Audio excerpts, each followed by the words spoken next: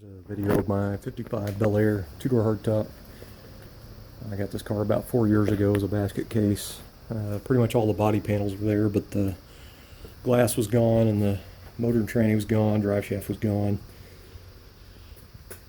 It was a pretty solid body, but it had some damage at the left rear quarter, been rear-ended, so I put new quarters on both sides because this side was twisted.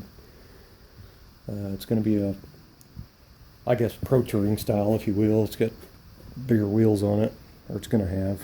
I have weld RTSs for it. I've got a 400 small block for it and have 700 R4 transmission. I've got a nitrous kit for it. Not going for all out mega power, just every once in a while I'll probably take it to the midnight drags and run it, but mainly just want to drive it and enjoy it. 55 hardtop is my absolute favorite car, dream car.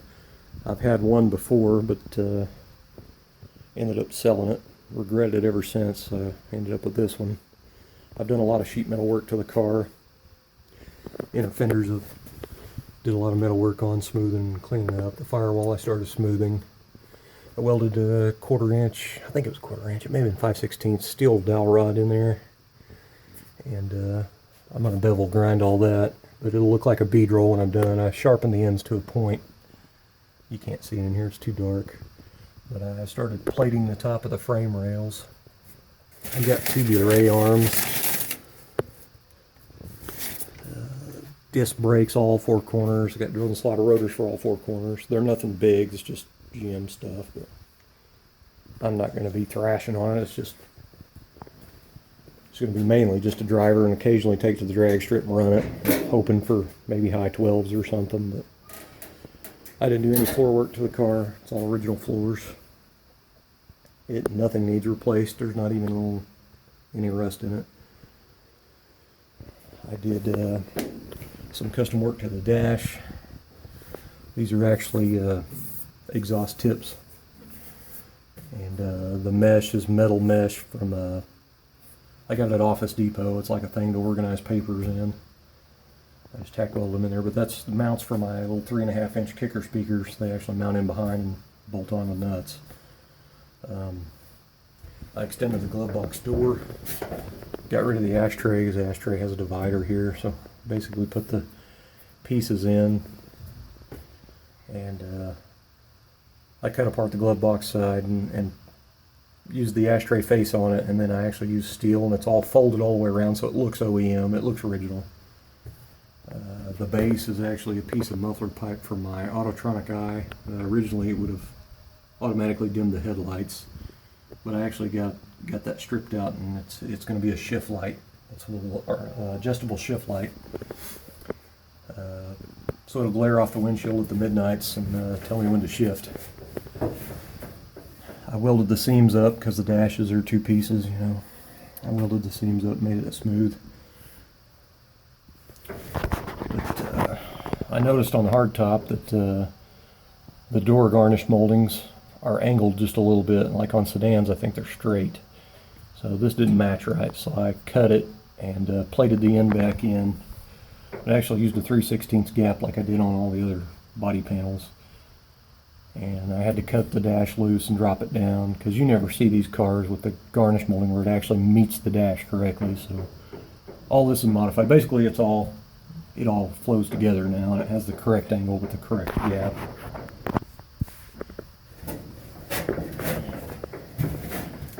It was originally a coral and gray car. That door over there was off of another car. This door was in excellent shape. There's not even any rust on the bottom of it.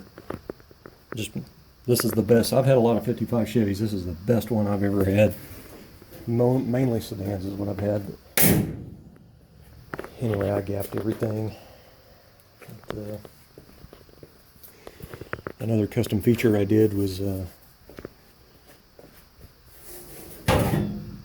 I see a lot of people smoothing these and just weld them up solid, but I like having the floor vents on a hot summer night in the evening.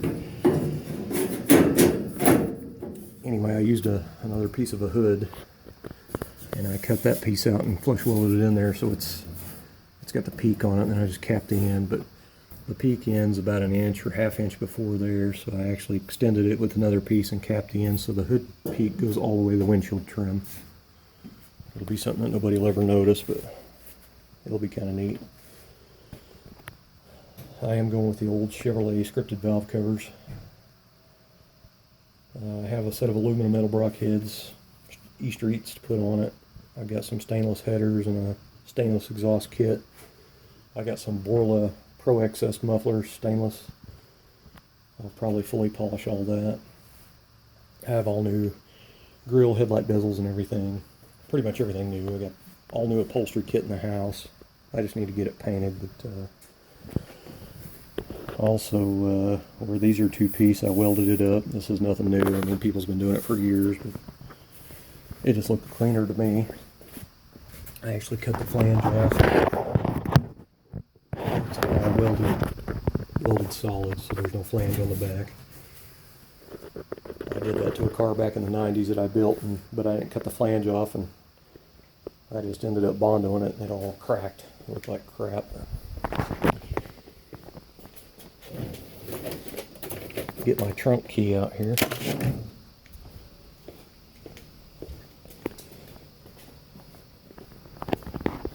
I've got the gaps really nice on the car.